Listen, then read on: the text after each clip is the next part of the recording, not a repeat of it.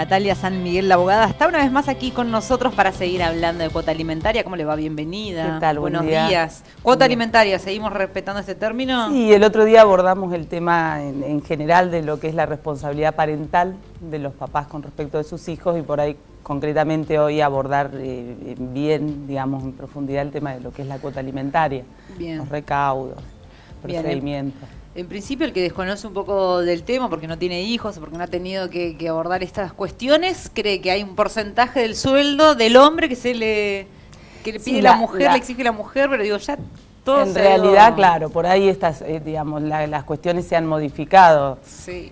Hoy por hoy quienes pagan cuota alimentaria puede ser tanto el papá como la mamá. Porque también los chicos hoy por hoy pueden estar bajo el cuidado de su papá o el cuidado de la mamá. La realidad es que ambos papás tienen que afrontar la cuota alimentaria en la misma proporción. Eso es lo que dice la legislación. Y concretamente lo que hay que hacer es hacer un raconto de todos los gastos de los hijos y eso dividirlo por mitades, digamos. Esa es como la ecuación matemática que establece la ley y que en definitiva se debe acordar de esa forma, digamos.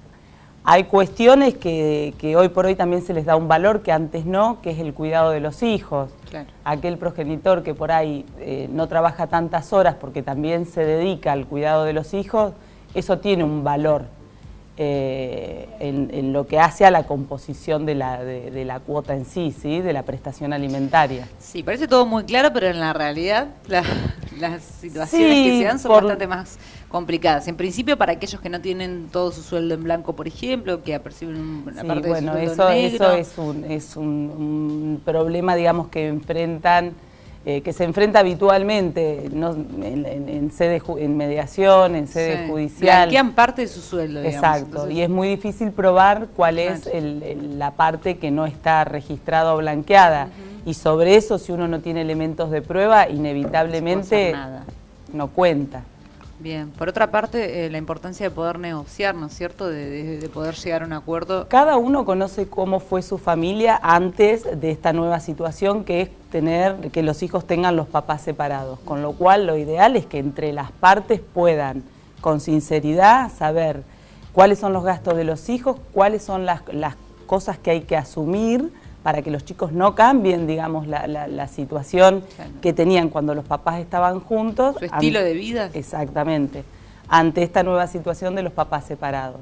La idea es que ambas partes con sinceridad, digamos, se sienten, lo conversen, no siempre es posible y se puedan poner de acuerdo. Muchas veces no es posible. ¿Y qué pasa? La gran parte de las veces, te diría, por eso nosotros por ahí siempre estamos como operadores en estas cuestiones, pero si no se pueden poner de acuerdo entre las partes, hay que solicitar sí o sí una audiencia de mediación, cada una de las partes con su patrocinio, cada uno con su abogado, sea particular el que tenga recursos, sea a través de Defensoría Oficial la gente que carezca de recursos. Y si aún ahí no se pueden poner de acuerdo, hay que hacer los planteos correspondientes ante los juzgados de familia. Bien, ¿le corresponde alguna pena? Digamos que hay casos, se han dado casos por incumplimiento, ¿no? Cuando uno no cumple con la prestación alimentaria, el papá que no cumpla, el papá o la mamá que no cumpla con la prestación alimentaria teniendo la obligación de hacerlo, se incurre en el delito de incumplimiento de los deberes de asistencia familiar, que es un delito penal y está penado con pena de prisión. ¿Sí? Claro. De hecho, quizás ante una primera vez la pena no se hace efectiva, pero si hay reincidencia en este incumplimiento, hay casos en esta circunscripción donde han tenido pena efectiva los incumplidores. Hay padres y madres con mucha paciencia y pasan años esperando que cumpla la otra parte, otros que no tanto. Digo, aquel que está del otro lado, mamá o papá que ha quedado a cargo de sus hijos y la otra parte ha desaparecido, por lo menos una vez cada tanto, como un visitador médico. Digo, ¿qué es lo que tienen que hacer? Aquel que no tiene un abogado en la familia, ¿dónde se tiene que acercar? ¿Cómo se hace este reclamo? Primero consultar a un abogado, por eso te digo, si tienen posibilidades de afrontar, digamos, la consulta y el asesoramiento particular, siempre a través de un letrado.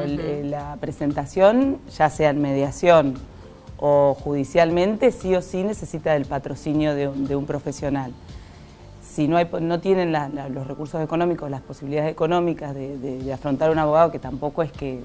Pero bueno, hay gente que no puede, digamos, tampoco es que es un monto terrible, claro, pero bueno, es el trabajo del abogado es remunerado, digamos.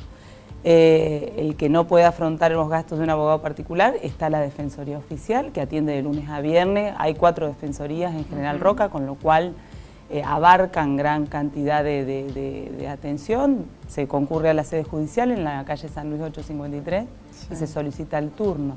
Bien, ¿sí? Donde se arregla la cuota alimentaria también es el momento y la oportunidad para arreglar y negociar otras cosas entre las partes, entre los padres. Sí, a veces hay cuestiones que están arregladas, como el régimen de comunicación, y no está arreglada la cuota alimentaria. O sea, una cosa no lleva a la otra. Que uno no pague, que el papá que tenga obligado a pagar la cuota alimentaria no pueda pagarla o no se ponga de acuerdo con la otra parte en cómo pagarla, no implica que no pueda el hijo tener el derecho de visitas con el papá que no convive. Una cosa son los alimentos, otra cosa es el régimen de comunicación. Aquella parte que no puede cumplir con el pago y la cuota de alimentos, digo, ¿eso pasa a los padres de ese...?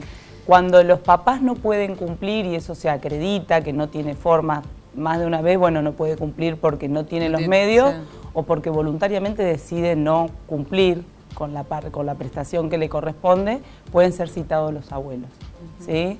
Que la cuota que se fija con los abuelos no es la misma que se fija con el papá, claro, porque deviene, digamos, de otro marco, ¿sí? Los abuelos, la cuota que se fija con los abuelos con respecto a sus nietos, deviene de la relación de parentesco, claro, ¿sí?